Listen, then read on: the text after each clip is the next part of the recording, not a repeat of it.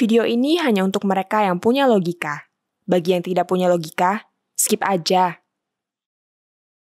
Partai Keadilan Sejahtera atau PKS nampaknya sedang galau. Mereka khawatir karena Kaisang Pangarep, putra bungsu Presiden Jokowi, dicalonkan jadi wali kota Depok. Dukungan pencalonan sudah diajukan Ganjar Pranowo Center dan juga PSI. PSI sudah memasang billboard dan baliho di banyak titik di Depok. Saya sendiri hadir sebagai pembicara di acara mendukung Kaisang yang diselenggarakan PSI 1 Juni kemarin. Dalam rencana semula seharusnya hadir juga politikus Partai Golkar Dr. Farabi Alfous. Sayangnya, karena satu dan lain hal, Farabi batal datang. Namun demikian rencana kehadirannya untuk jadi pembicara dalam acara launching dukungan terhadap Kaisang berarti penting. Yang saya dengar, Golkar pun mendukung pencalonan Kaisang ini. Juga beberapa partai lainnya. Karena itu agaknya PKS galau. Yang berkomentar negatif adalah Wakil Ketua Majelis Syuro PKS Hidayat Nur Wahid. Pada awalnya dia bilang PKS siap berkompetisi dengan siapa saja di Pilkada Depok. Dia katakan kalau Mas Kaisang memang berani ke Depok, ya silahkan saja. PKS siap menyambut untuk berkompetisi, ujarnya. Tapi di kalimat-kalimat selanjutnya terasa Hidayat tidak nyaman dengan kedatangan Kaisang. Hidayat bilang Kaisang kan bukan orang Depok dan nggak punya track record di Depok. Aneh juga kalau tiba-tiba ke Depok. Dia bahkan menyarankan Kaisang memilih jadi calon wali kota Solo saja untuk menggantikan kakaknya Gibran di pemilihan berikutnya. Buat saya ini jelas menunjukkan kerisauan PKS. Dan kita nggak perlu kaget. Depok selama 20 tahun terakhir dikuasai PKS. 4 kali pemilihan wali kota Depok terakhir selalu dimenangkan PKS. PKS punya basis massa pendukung yang kokoh. Depok bahkan dijuluki sebagai ibu kota PKS. Kini kemungkinan Kaisang tampil bisa mengubah dominasi PKS yang tak terpatahkan itu. Dan seperti biasa ini kemudian diikuti dengan narasi-narasi yang mendelegitimasi. Pandangan negatif misalnya datang dari Direktur Pusat Kajian Politik Puskapol Huriah dari Universitas Indonesia. Dia menilai kehadiran Kaisang merupakan praktek politik dinasti yang membahayakan demokrasi. Ini adalah sinyal buruk untuk demokratisasi Indonesia karena ini akan melanggengkan praktek politik dinasti, ujarnya. Huriah juga menganggap keputusan PSI mendukung Kaisang terkesan asal comot. Menurutnya, Kaisang tidak memiliki rekam jejak sebagai politisi. Karena itu tidak pantaslah PSI dukung Kaisang. Menurut saya pandangan-pandangan negatif semacam ini memiliki landasan argumen yang lemah. Itu tidak didasarkan penilaian yang objektif. Mungkin yang paling harus pertama dibahas adalah soal politik dinasti. Politik dinasti bukanlah sesuatu yang dengan sendirinya buruk. Dinasti politik lazim ditemukan di seluruh dunia. Politik dinasti itu kan merujuk pada hubungan darah antara satu pejabat negara dengan pejabat negara lainnya, terutama yang menggantikannya. Kondisi ini tentu tidak otomatis buruk.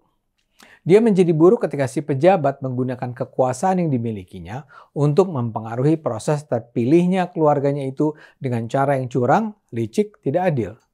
Atau itu menjadi masalah kalau dinasti itu ternyata menjadi kendaraan untuk melakukan korupsi berjamaah yang melibatkan anggota dinasti. Salah satu dinasti politik yang paling terkenal dalam artian negatif di Indonesia adalah dinasti Ratu Atut di Banten. Dia menang 2 kali pemilihan gubernur. Kesuksesan Ratu Atut itu kemudian diikuti jejaknya oleh anggota keluarga lain, mulai dari suami, ibu tiri, adik, ipar, hingga anak-anaknya. Mereka menjadi anggota DPR, anggota DPRD, anggota DPD, menjadi bupati, wakil bupati, dan wali kota. Dinasti Ratu Atut ini akhirnya ketemu batunya ketika adik Ratu Atut terjaring operasi tangkap tangan KPK pada 2013. Dari sinilah terkuak beberapa kasus korupsi yang melibatkan keluarga Ratu Atut, termasuk Ratu Atut sendiri. Namun ada banyak kasus dinasti politik yang normal-normal saja atau bahkan cemerlang. Misalnya, di dunia ada dinasti Kennedy, dinasti Bush, dinasti Gandhi, dinasti Bhutto. Di Indonesia ada dinasti Soekarno, Bung Karno dan Megawati dan Puan, dinasti Hatta, Bung Hatta dan Mutio Hatta, dinasti Joyo Hadikusumo, Sumitro dan Prabowo, dinasti Baswedan, Abdurrahman dan Anies Baswedan, dan lain-lain. Yang saya ingin tekankan adalah masuknya Kaisang ke dunia politik dan mencalonkan diri menjadi wali kota bukanlah sebuah ancaman bagi demokrasi. Yang penting proses menuju tampuk kekuasaan di Depok nanti harus dijalani secara bersih, jujur, adil, dan tidak melibatkan intervensi kekuasaan Jokowi. Dan dalam hal keluarga Jokowi, contoh terbaik adalah proses kemenangan Gibran menjadi wali kota Solo. Gibran mencapai kemenangan di Solo dengan bersih. Dan setelah berkuasa, tak ada satupun indikasi bahwa dia korupsi. Karena itu, mengapa pula kita harus merisaukan Kaisang? Lantas soal keraguan apakah Kaisang punya pengalaman berpolitik sebelumnya. Mungkin sebelum ini dia memang hanya menjadi pengusaha. Tapi dulu pun kan Presiden Jokowi sebelum jadi wali kota Solo adalah pengusaha yang juga tidak berpolitik. Dalam hal ini Kaisang bahkan diuntungkan karena dia memiliki mentor sekualitas Jokowi dan juga Gibran.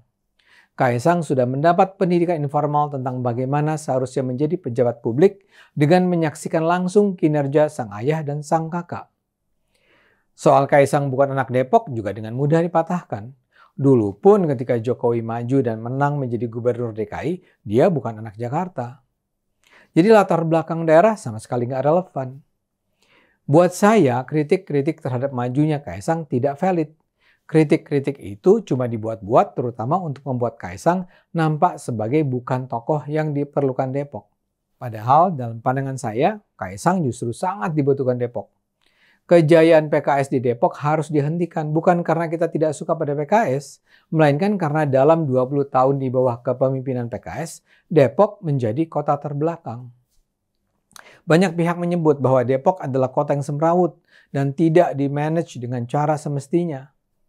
Itu tentu penting. Namun buat saya, yang sama pentingnya adalah bahwa Depok kini menjelma menjadi kota yang mendiskriminasi warganya berdasarkan agama.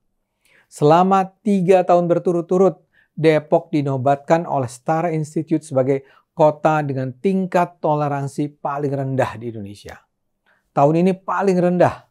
Tahun lalu paling rendah nomor 2 di bawah Cilegon. Bahkan awal tahun ini kita bersama menyaksikan bagaimana pemerintah kota Depok menggusur SDN 1 Pondok Cina dengan alasan hendak membangun masjid raya di lokasi tersebut. Ini menjadi masalah karena para murid di SDN 1 itu harus pindah tiba-tiba ke 2 sekolah lain yang muridnya sudah penuh. Untuk menggusur sekolah, Pemkot Depok bahkan menurunkan pasukan Satpol PP ketika para murid sedang mengikuti ujian pertengahan tahun. PSI ketika itu ikut mempertahankan hak para murid untuk tetap menjalani pendidikan di gedung itu. Namun inisiatif PSI ini kemudian dipelintir sehingga PSI seolah-olah menolak pembangunan masjid. Saya bukan warga Depok, tapi saya pernah tinggal di Depok. Dan sebelum saya pensiun dari UI, saya hampir setiap hari kerja bolak-balik dari rumah ke kampus UI di Depok. Karena itu saya rasa Depok memang perlu diselamatkan dari kekuasaan PKS yang sudah 20 tahun menguasai Depok. Kaisang perlu didukung maju bukan saja karena dia pintar, kreatif, bekerja keras, dan muda, namun juga karena dia memiliki wawasan kenegaraan. Sekitar 7 tahun yang lalu ketika dia masih berusia di awal 20-an, dia sudah mengkritik kelakuan kaum radikal di Jakarta yang berusaha menjatuhkan Ahok dengan ucapan-ucapan rasis. Dia ketika itu marah dengan pelibatan anak-anak kecil dalam unjuk rasa anti-Ahok. Dia juga marah dengan pelarangan umat Islam mensolatkan jenazah Muslim pendukung Ahok. Dia nasionalis sejati dan membuktikan semangat kebangsaannya dalam tindakan-tindakan bukan sekedar kata-kata. Orang semacam Kaisang pantas menjadi pemimpin untuk kebahagiaan rakyat Indonesia. Ayo gunakan akal sehat, karena hanya dengan akal sehat bangsa ini akan selamat.